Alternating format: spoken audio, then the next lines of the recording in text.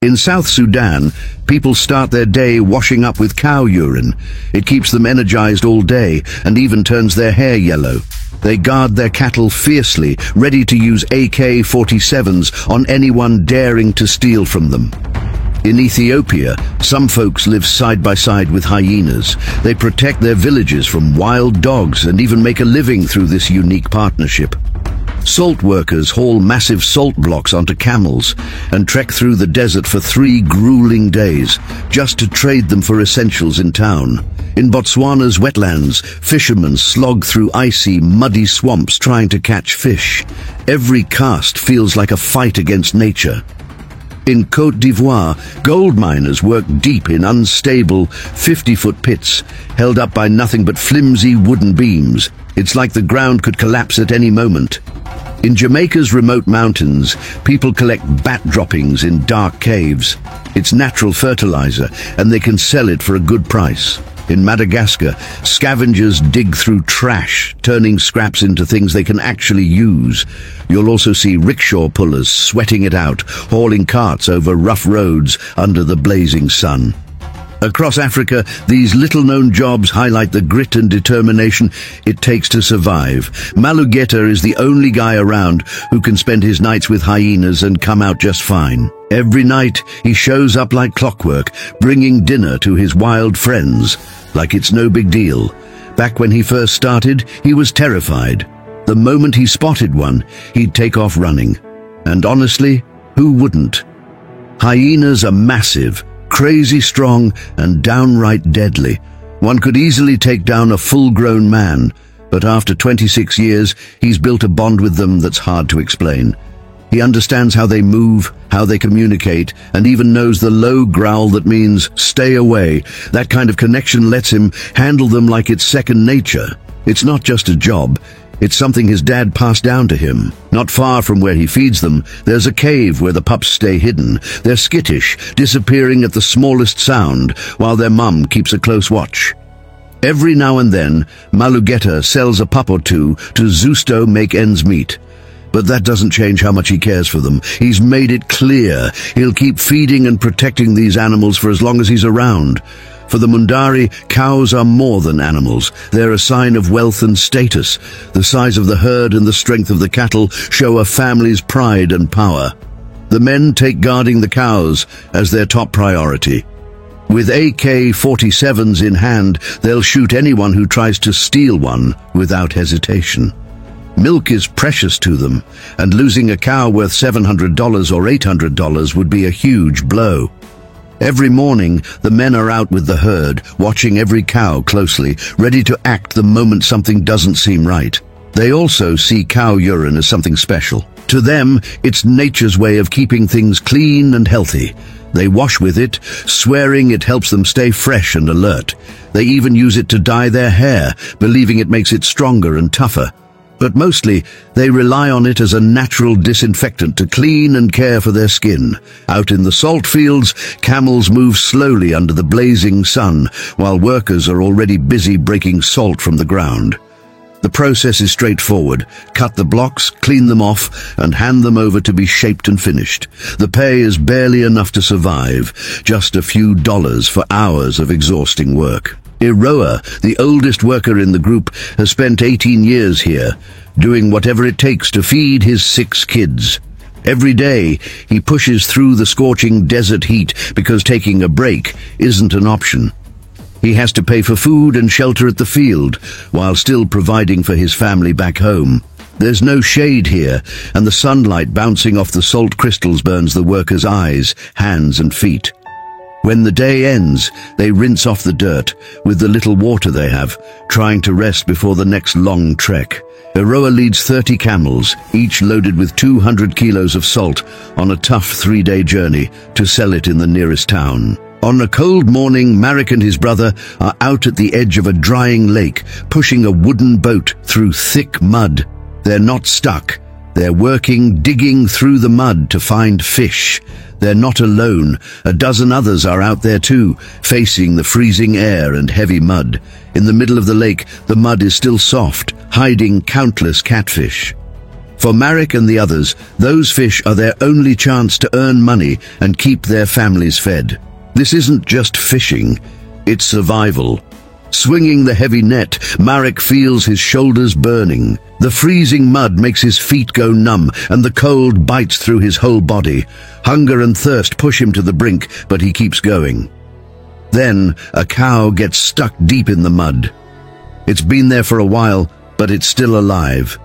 Cows are too valuable to lose. Everyone stops what they're doing, calls for a truck, and works together to pull it out. Thankfully, the cow is okay, but the rescue costs them hours. Marek doesn't stop to rest. He heads right back into the lake, ready to keep working. Deep in the jungle there are makeshift mines where miners dig through mud and rock, hoping to find gold.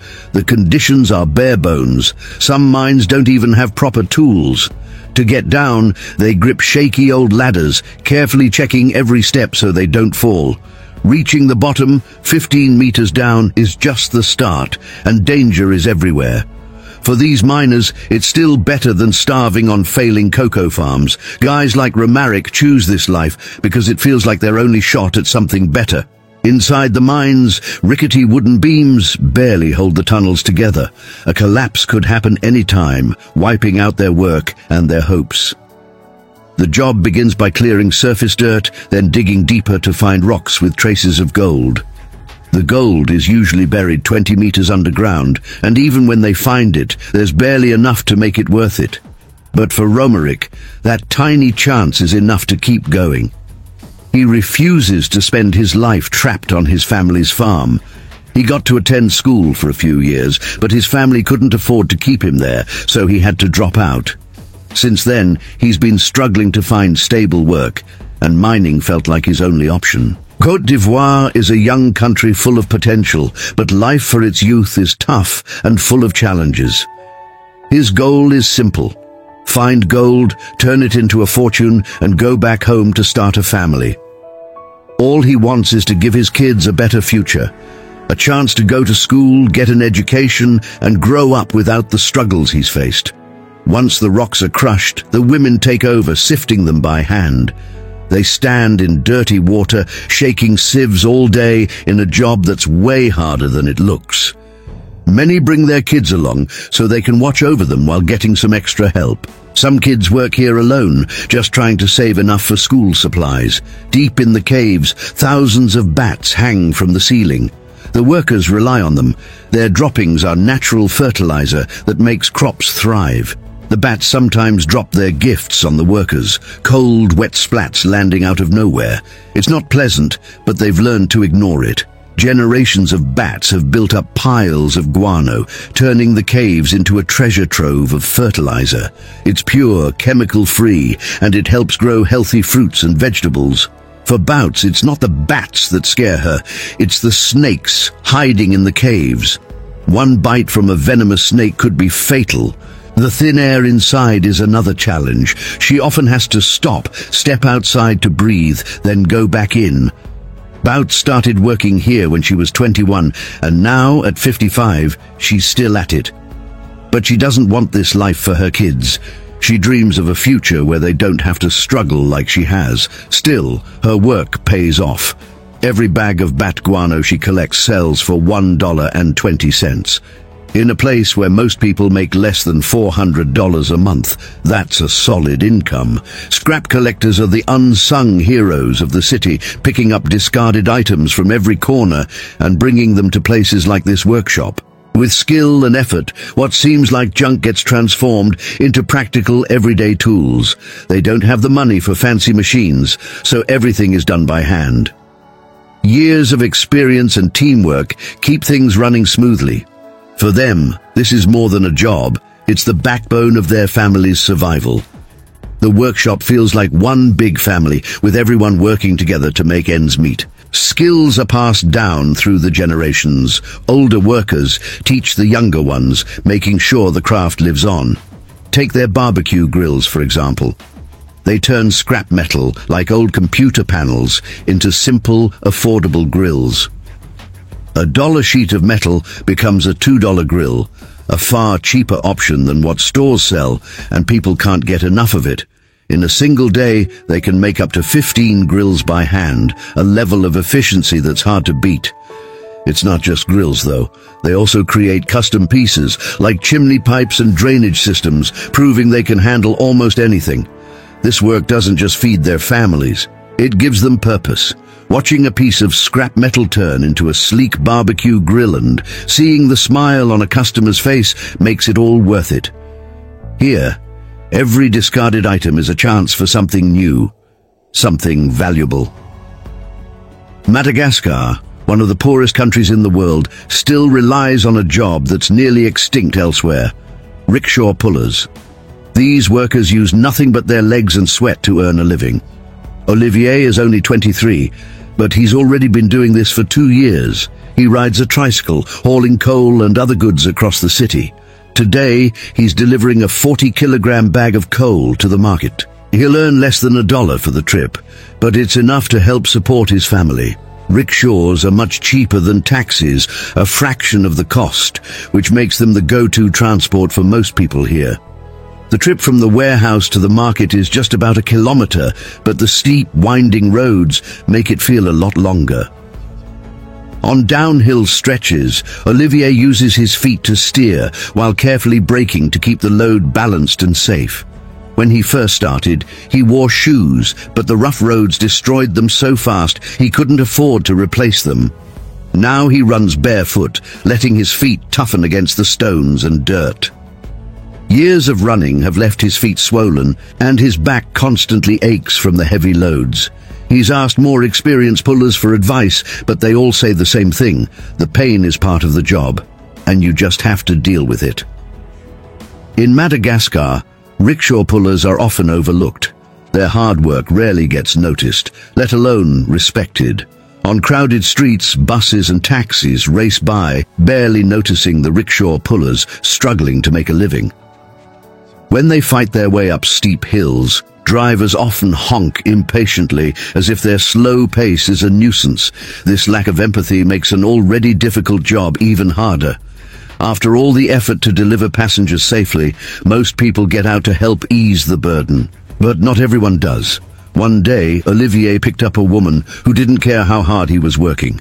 With 2 passengers on board, the extra weight made every step feel impossible.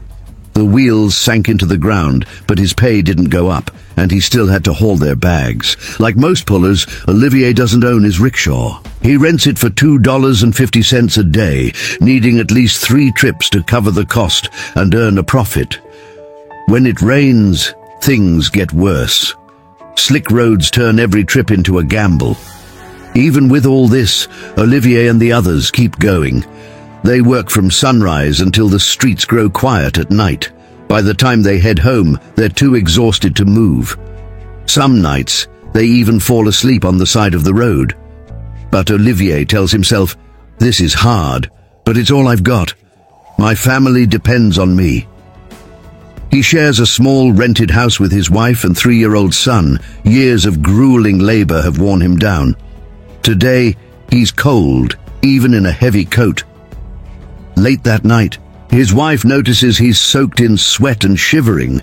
He's burning up with a fever. She knows he needs to rest, but without his work, there's no money for food or medicine. With no other choice, she decides to go out and beg. For Olivier, this is devastating. He believes it's his job to provide, not hers. He blames himself and his failing health for putting his family in this situation.